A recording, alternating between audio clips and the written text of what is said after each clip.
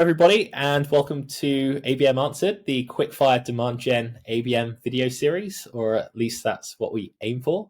I'm here with Ro, who is totally capable of introducing herself in a second, but to give a short concept of this video series, Ro, in this case, will be given 7 questions to respond to, all about account-based marketing and demand generation. The questions have come from or have been adapted based on the challenges that we've collected over at Mixed Reality Rooms, where over 1,000 marketers have gone through and stated what their biggest ABM and demand struggles are at the moment. So yes, Ro, I will hand it over to you to give an intro to yourself. Thanks, Sam. My name is Ro Garcia. Everybody calls me Ro. I have a very unique background. I am a former TV anchor of 10 years. I've worked both in English and Spanish TV stations, covering the aftermath of the Selena trial. I've been in 5 major hurricanes. Before I came into marketing, I've spent over 8 years in the B2B SaaS space. I started with a startup that went public pretty quickly, and then I went into the enterprise space, and I haven't looked back. And I'm very passionate about storytelling, creating those campaigns, and sharing what the insights and best practices. And it's great to be here. Nice, that's some intro. You've hit the ground. How long did you say you've been in the B2B marketing space? I would say about 8 years. Okay, yeah. Nice. Awesome. And smashed it. So it took a company public already. Yeah, during COVID, which is kind of bananas. I was employee 7. Whoa. I was employee 7, and just to, I started building leads for 2 cents a lead. And then, so I knew early on the value of a qualified lead. And I would only get paid if the lead was great quality.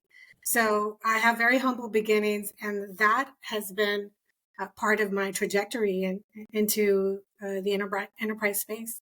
That is absolutely mental. 2 cents a lead in the B2B space. Yeah, and what happened is I created my own process, and I was building too many leads, and then they said we're going to have to switch you to a salary now. That's a champagne problem to have, and good leverage. Good leverage. Yes, good leverage. Yes. So, right, Ro. Let's dive in. The problem one or challenge one that came in is the different understandings of what demand generation is within an organization. So my question would be, what do you do as an organization? When you've got a really diverse understandings of what demand gen is, and how do you align everyone as a team? That's a great question. And I think it really, it's important to initiate those open dialogues with those key stakeholders, and share their perspectives of what you think it is and what it isn't. But being able to have a unified definition right off the cannon is very important. I think transparency, accountability are very important, but also fostering a shared understanding. This is what it is. This is what it isn't. These are what our goals are.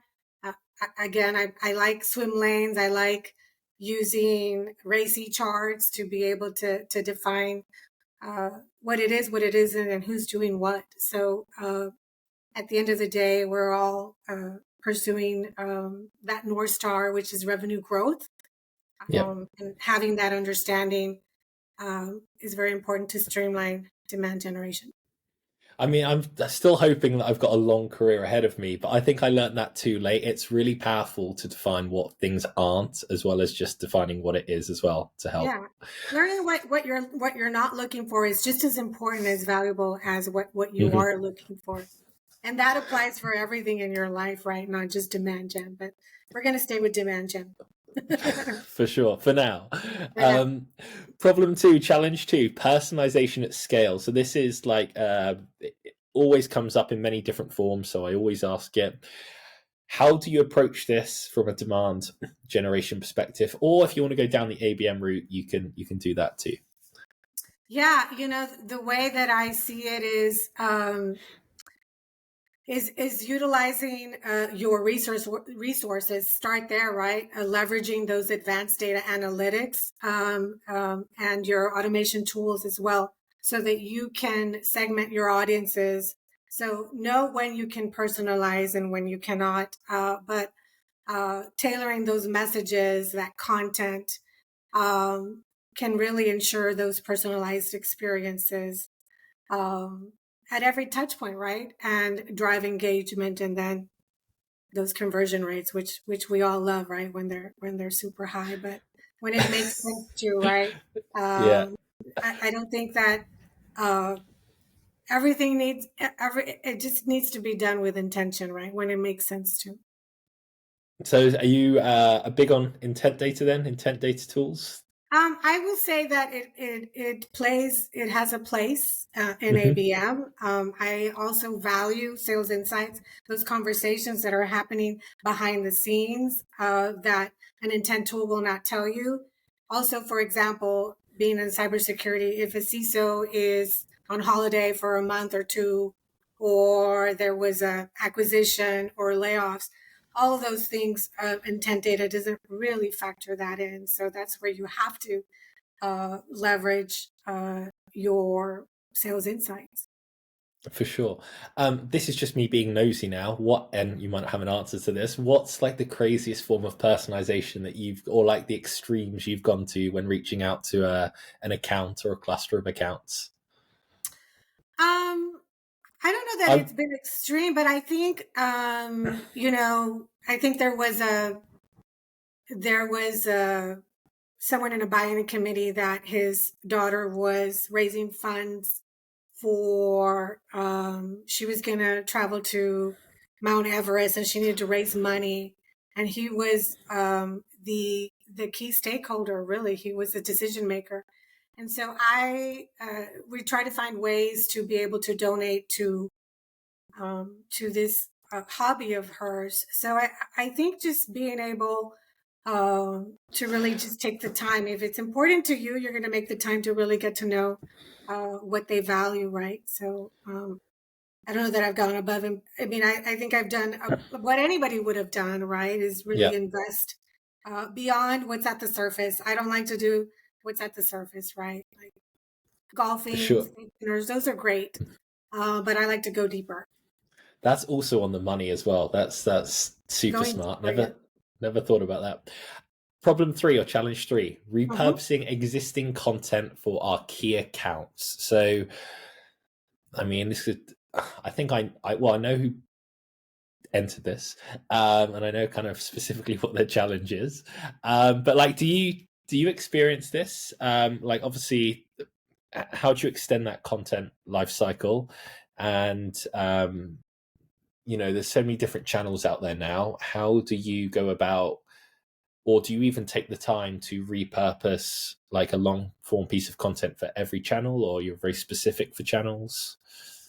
I think just wearing the ABM hat, I think the last thing you want to do is give people more work, right? Mhm. A lot of people are just understaffed and doing a lot more than they were doing maybe 3 years ago. So if there's an opportunity to repurpose when it makes sense to, maybe there's a piece of content that resonated with, a specific industry or a specific segment or so one of the things that I do is I work with the content team and ask, which of these resonated, have a high engagement rate, which webinar, which podcast, which piece of content.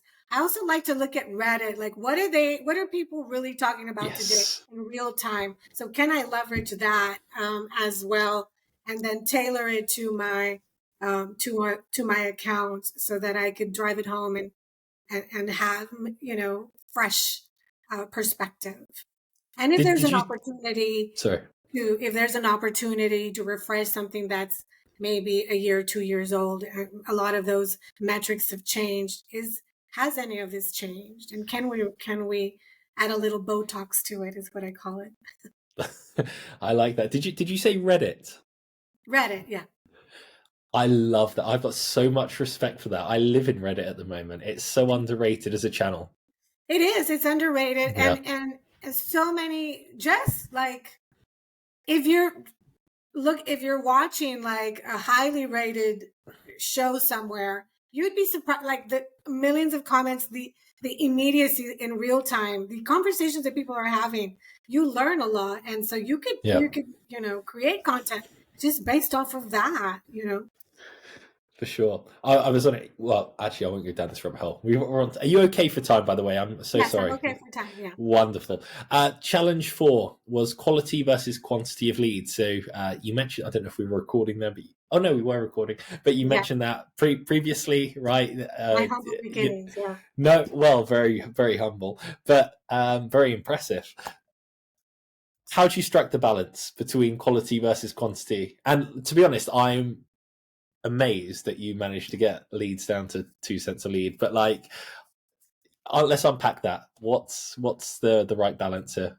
Yeah, I think the right balance requires obviously, a strategic approach. I prioritize those high quality, those quality accounts by refining those high quality accounts, and then optimizing, of course, the lead scoring models that hopefully you have in place, or some kind of indication or data point that says these are high value accounts. But then simultaneously, I implement those scalable lead gen tactics again, to maintain a steady flow of leads.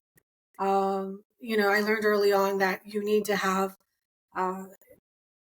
reps need a certain amount of leads. Some of them may have to, a certain amount that they need to call. So I always say, do you want to work harder today or do you want to work smarter? You tell me. So Right. let's go after these. And then if that, then by the way, here's others that you could look at. So I think regular performance analysis and feedback loops are super important. Again, it goes back to transparency, accountability, and establishing that trust with your key stakeholders to find the balance. But I always tell them, do you want to go after 4 quarters or 100 pennies today? You tell me.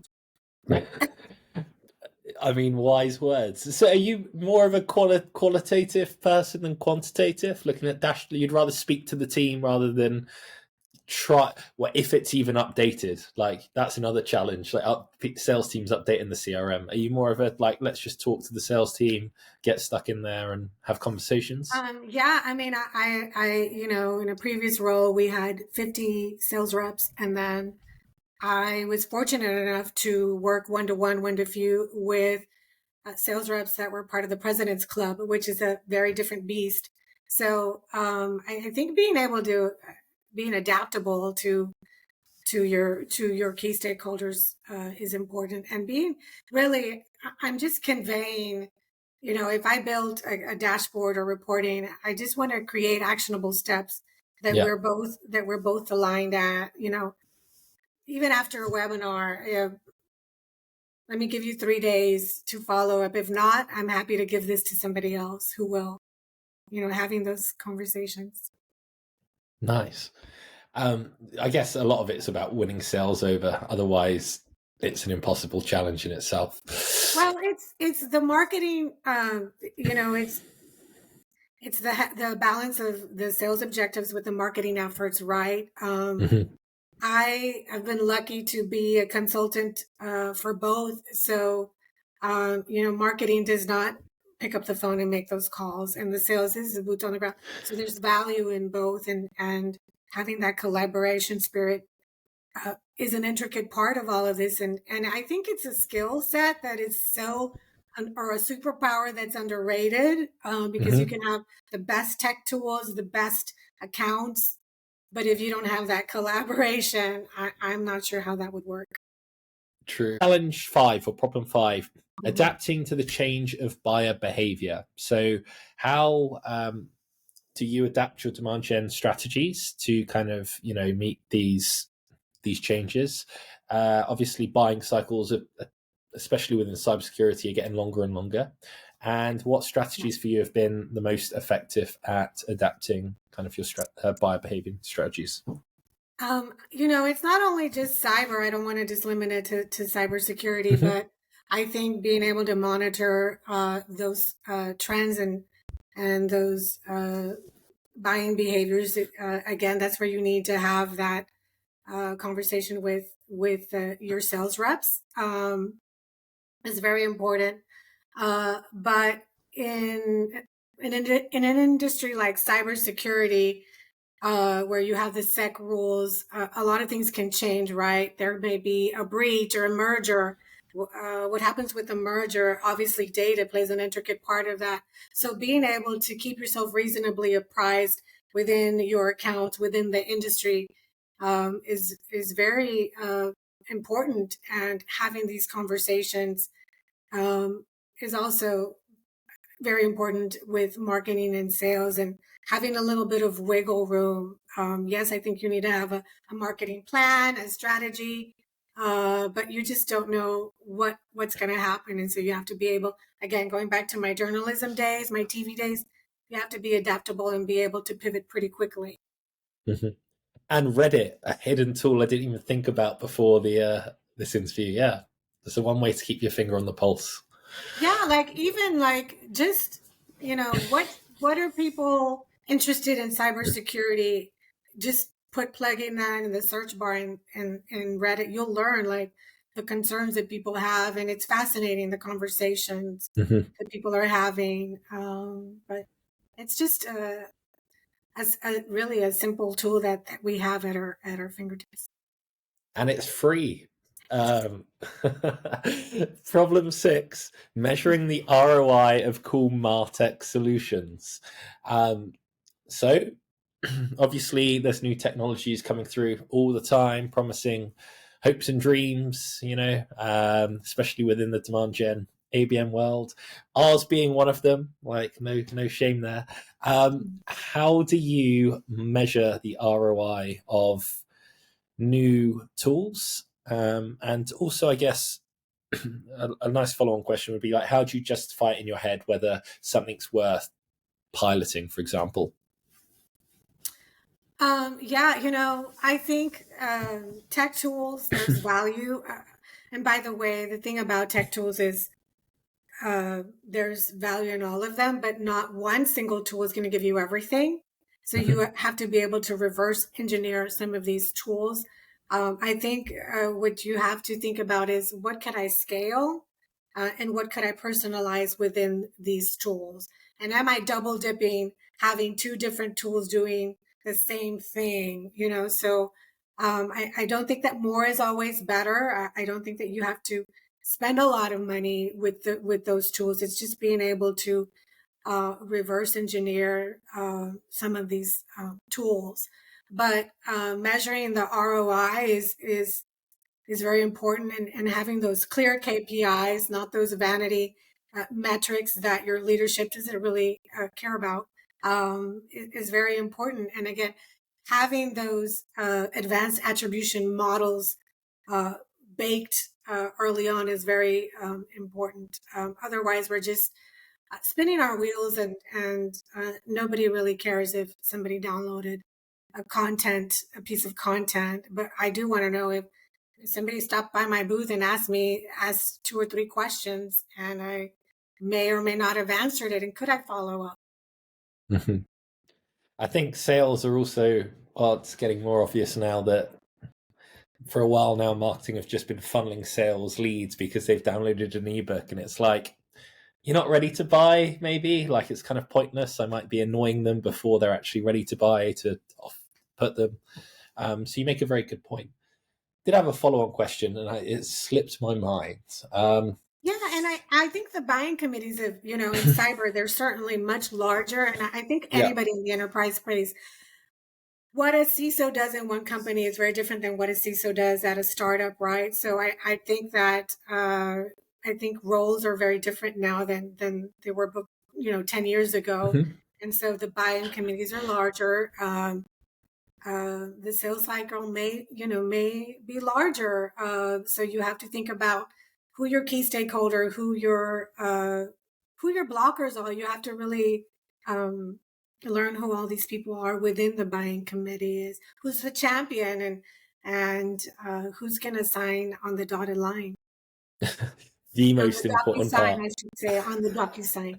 So, final question, and this is potentially my favorite question that's ever been asked. It came in from one of our previous guests, Emily York Goldney, and she said, if the sky's the limit in terms of budget, which is never the case, but what would be your best-in-class recommendation for a marketing activity or integrated marketing sales campaign to prospect for new business? I mean, the way you could take this is telling us how the secret sauce to your 2 cents a lead, but take it whatever way you want. Yeah, I think I definitely recommend an integrated marketing campaign that does combine targeted ABM initiatives with immersive marketing tactics. So what that means is combining the power of personalized outreach with unforgettable brand experiences is really what I would love to do for these target accounts. So if I'm not a fan of like hosting a golf tournament or fishing if they're not even into that. I say this because at a previous company we hosted an event and it was very hard to get people to go. So you really have to be a fan of that. So again, it goes back to if I host an event, I want to make sure that it's a bespoke event to my accounts. And if budget is not an issue, or then I would, go after my top 10 in a way that is, those bespoke events that they're interested in.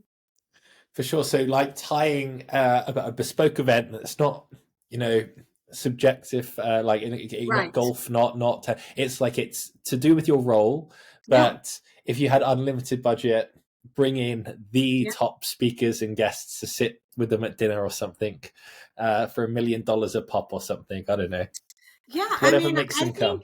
I think, if, you're trying to, yeah. So I think it's important to, I think there's like a tool, like a Business Insider who it's a people AI tool. So like what it does, I'm fascinated by this tool, but I'm sure there's many more like it. So let's say your target accounts, you could run your buying committee through Business Insiders. It'll let you know, like maybe 25% of them come from a military background. So you have an idea, maybe I will bring in a military speaker for this group, and that's tailoring to that, and maybe do an experience that is tailored to whatever, that your audience is. But this idea of build it and they will come, sometimes it's really hard to get people to commit to those type of things.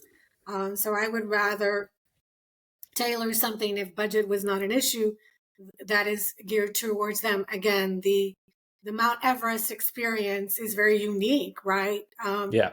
Could we donate some funds? Or by the way, could we donate some swag for her while she's up there or whatever? I don't know, but you get the idea. Take all your top tier accounts to Mount Everest and host a roundtable at the top. I don't know about that, but at university, in my MBA program, we did it was a simulation through Harvard Right. to climb Mount Everest. And it was very nerve wracking, but I tell you what I learned about that is, it takes you have to assemble a team and everybody has a very different skill set that can take you to the top. And it's very much like ABM. And I believe that's why we're talking about today is everybody has something unique to bring that could help elevate your ABM, ABX experiences. Yeah, I totally agree with that. Ro, the last thing is, do you have a question? Or you can think about this, ponder on this for a few days. A question for our next guest that you would like me to ask. Oh, I'll definitely think about. I'll think about. I'll have to come back to you on that. Let me marinate on that for a little while. Absolutely, no worries. Well, hopefully my TV anchoring or hosting has been up to your standard. But thank you so much for joining. Oh, thank you for having me, and continued success. Awesome. Cheers, Ro.